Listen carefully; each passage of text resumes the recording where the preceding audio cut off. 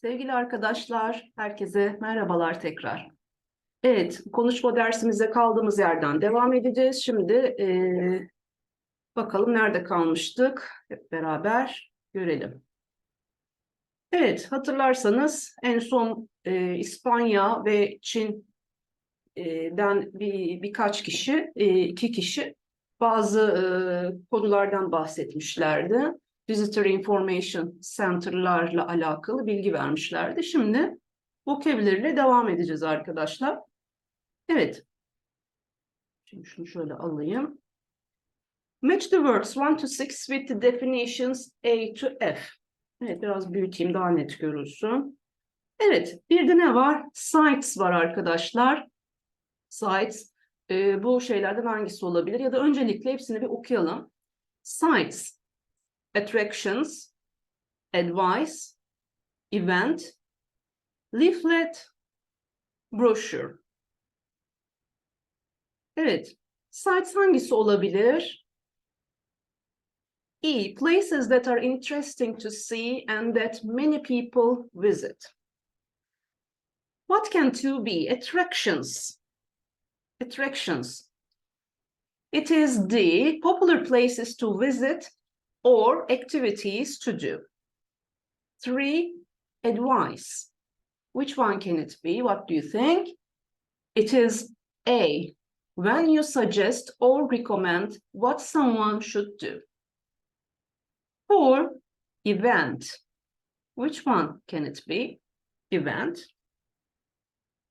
It is F. Something that is organized, for example, a festival, sports game or show. 5. Leaflet. It is C. Piece of paper with information on it. And 6. Brochure. Which one is it? It is B. Thin book that gives information or advertises something. Şimdi arkadaşlar Türkçe'de leaflet ve broşürün ikisine de biz broşür diyoruz. Arasındaki fark buradaki broşür dediğimiz, yani İngilizcesi leafletten broşür kelimesinin farkı, ikisine de Türkçe'de öyle diyoruz ama İngilizce'de broşür dediğimizde çok sayfalı bir broşür aklınıza gelmesi lazım. Çok birden fazla sayfası olan, böyle sayfalarını çevirebileceğiniz kitapçık gibi bir broşür. Leaflet dediğimiz, gene Türkçe'de broşür diye geçen leaflet dediğimiz şeyde de böyle katlanabilir, açılan tek sayfa bir kağıt olur ya, böyle bazen hani üçe katlanır falan, açıp bakılır.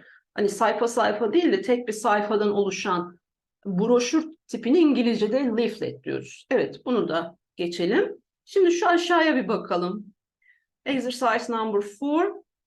Look at the list of information and services that a YIC can provide. Visitor Information Center can provide. Think of 3 more things to add to the list. Yes, the first one is leaflets and brochures for local sites and attractions. For example, castles and theme parks. What else? These leaflets and brochures can be for example, other than castles and theme parks, they can be for museums.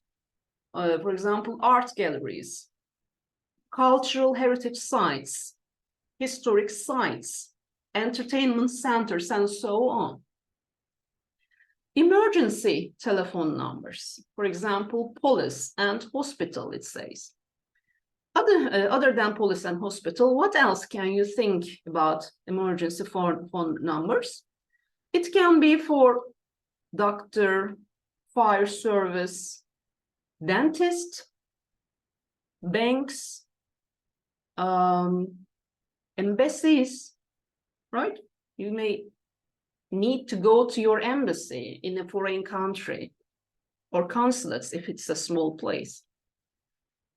Local opening hours and times, and things to see and do.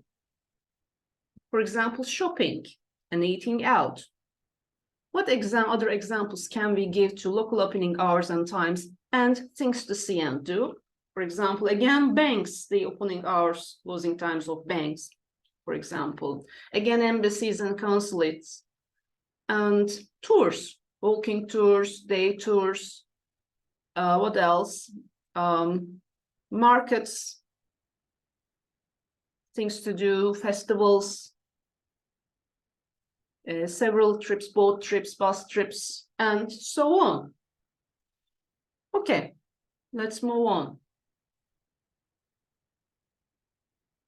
Okay, we have a small article here, the changing role of VICs, the changing role of visitor information centers. Let's see what is that changing role. Then we are going to answer the question of exercise 5 on top of it, okay? We are going to give answer to these 3 questions. Why do VICs not use the word tourist? Find 2 reasons why some people think VICs are not necessary. Find 2 reasons why VICs are still useful. Okay, we are going to find answers to these questions. The changing role of VICs. These days, many tourist information centers, VICs in the UK, have changed their name to Visitor Information Centers or VICs. Instead of Tourist Information Center, they use Visitor Information Center. Why? After research by the Scottish Tourist Board showed that 50% of visitors to TICs were Scottish and not tourists. It means local tourists. TICs began to change. They started diversifying their services and designing publicity material not just for traditional tourists, but for all kinds of visitors to the area. Not everyone thinks that this is a good thing. Some hoteliers, for example, think that VICs are unnecessary because most travel purchases are made before arrival. Visitors can get information from hotel receptions, taxi drivers, or shop assistants. Visitors can also get online information 24/7 using laptops or mobile devices in hotels with Wi-Fi connections. Many VICs now have information technology and interactive computer screens. Although the centers provide a useful service, it costs a lot of public money to run them, which some believe could be used to promote the region in other ways. However, other tourism professionals believe that VICs are an effective way of promoting both regional and national tourism. They give free information to all visitors, including hotel guests, local residents, and day trippers. VICs encourage visitors to see more and do more, visiting local sites and attractions, and going to festivals or sports events. Many visitors prefer face-to-face contact with professionals who can help find accommodation, give them advice during their stay, sell maps and guides, and most importantly, are ambassadors for the area. Evet. O tamamladık. Let's have a look at the questions about, okay? All right. Şöyle. Evet. Why do VICs not use the word tourists? Why? Because 50% of visitors were Scottish, were locals, and they are not considered as tourists like the international tourists. Yes. And find 2 reasons why some people think VICs are not necessary. Well, some people think they are unnecessary because visitors can get information from other places instead of VICs, such as hotel receptions, taxi drivers, or shop assistants. And they can also get information using laptops online. And these are the two reasons, I think. And find two reasons why VICs are still useful. They are still useful because they are considered as an effective way of promoting both regional and international tourism. And they also encourage visitors to see more and do more. And also, one more reason, many visitors prefer face-to-face contact with professionals. Yes, I think that sums them all. And let's move to the next exercise. Read the article in exercise 5 again and complete sentences 1 to 6 with words from the text. The first letter of each word is given to help you. Evet, tekste göre burayı tamamlayacağız. Metindeki kelimelerle kelimelerin ilk harfleri de verilmiş arkadaşlar. Evet, bakalım biraz küçültelim. Hepsi bir tek sayfada görünebilsin. Şöyle bir dakika bakayım.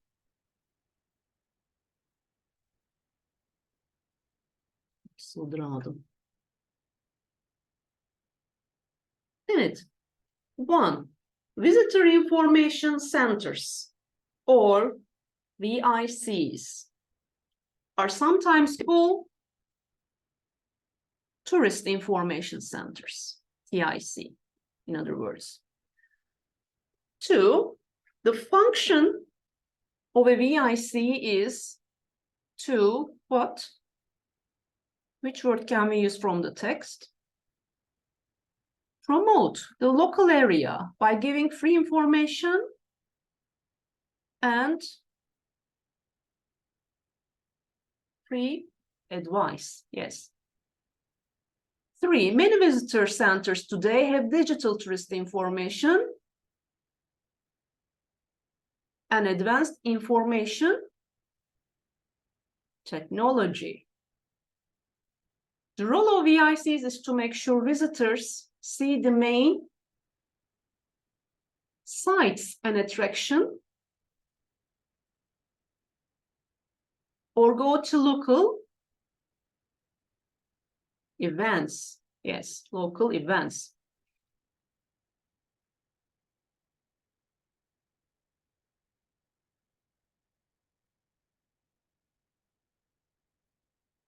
The role of VICs is to make sure visitors see the main. Bunu yaptım. Yaptığım yere tekrar geri döndüm. The main sites and attractions, or go to local events. 5. Many visitors value the what? What kind of contact? Face-to-face contact in a VIC and enjoy talking to a local person. Visitor information officers have to deal with all kinds of what? Inquiries, and have an important role as ambassador for the region. Okay, let's move on. Yes, now we have Bhutan here. It says Bhutan, the happiest country in the world. Well, I don't know about that, but let's read the text. Okay, we are going to read it. Then we are going to match these 4 sentences with the other 4 sentences next to them. 1, 2, 3, 4. We are going to match these 4 to the A, B, C, D, okay? Bhutan, the happiest country in the world.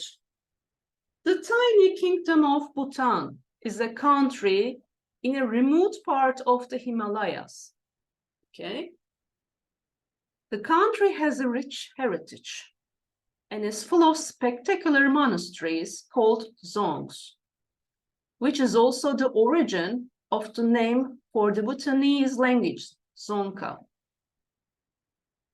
Although Bhutan may not be one of the richest countries in the world, it is officially one of the happiest. The government of Bhutan believes in promoting the nation's gross national happiness, GNH. The king first used the phrase GNH in 1972, and his son, one of the world's youngest heads of states, rules with the same philosophy. Bhutan is an isolated country, and its airport, Paro, is one of the most spectacular, but also one of the scariest airports in the world to land in. The route through the mountains is very difficult to navigate, and only 10 pilots know how to. Wow, it's really interesting. The Tourism Council of Bhutan is training cooks and guides in cultural and trek tourism, both of which are popular. However, the government wants to prevent mass tourism, so visitors have to pay a tourism tax of $165 to $200 per day. Yeah. That will prevent many people to go there, and that will prevent mass tourism, definitely. Okay, let's match these, okay? 1, only the most experienced pilots. Which one it is? Is it A, B, C, D? It is C, only the most experienced pilots can land at Bhutan's airport. 2, today, Bhutan is not as isolated. Which one? Which one is it? It is D. Today, Bhutan is not as isolated as it was before. 3, the Bhutanese are some of the happiest. Which one? A. The Bhutanese are some of the happiest people in the world. And the last one, 4, the former king invented the idea of GNH. Okay, very good.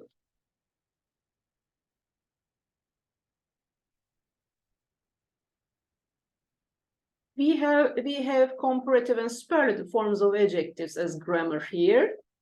I'm going to skip this part. I'm not going to tell you how to do it. I'm sure you know it, but we are going to do these exercises, okay? We are going to read about changes in modern Bhutan and complete the text with the adjectives in the box, okay? So, let's go then. Things are changing for Bhutan. Bhutan today has newer roads than before. Television only arrived in 1999. Wow. You can see more blah blah and more Western influences in Thimphu. What will it be? More modern. Yes, you can see more modern and more Western influences in Thimphu, although the capital has no traffic lights. The city prefers to employ policemen. Traffic police are blah blah than traffic lights. Friendlier than traffic lights. Yani şehirde trafik ışığı yok çünkü trafik polisleri trafik ışıklarının daha arkada dost canlısı olmuş, o yüzden herhalde. Evet. The Bhutanese think the most ne olacak? Blah blah things in life are happiness, the environment, health, education, and community spirit. The most important things in life are happiness, the environment, health, education, and community spirit. Well, they are right, I think. Bhutan's culture is unique, and it wants to develop its tourism differently from its blah blah neighbors. Well, Bhutan is a small country, so it is bigger neighbors, yes. Another way of preserving Bhutan's culture is by having a more, which one? Traditional dress code. Yes. They preserve their culture by having more traditional dress code. Men wear a long robe And women wear the kira, a longer dress. If you are traveling to one of the blah blah places in the world, make sure you pack long black socks, lip gloss, and tea. If you are traveling to one of the happiest places in the world, make sure you pack long black socks, lip gloss, and tea. They make the blah blah presents for Bhutanese people. They make the best presents. Yes. Evet arkadaşlar, şimdi sonraki alıştırmama geçeceğim ama bir sonraki dersinde geçeceğim çünkü süremiz doldu. Evet. Pekala. Şimdi 4. dersimizi bitirdik. Haftanın son saatini işleyeceğiz bir sonraki videomuzda. O zaman o videomuzda görüşünceye kadar kendinize çok iyi bakıyorsunuz. Hoşça kalın.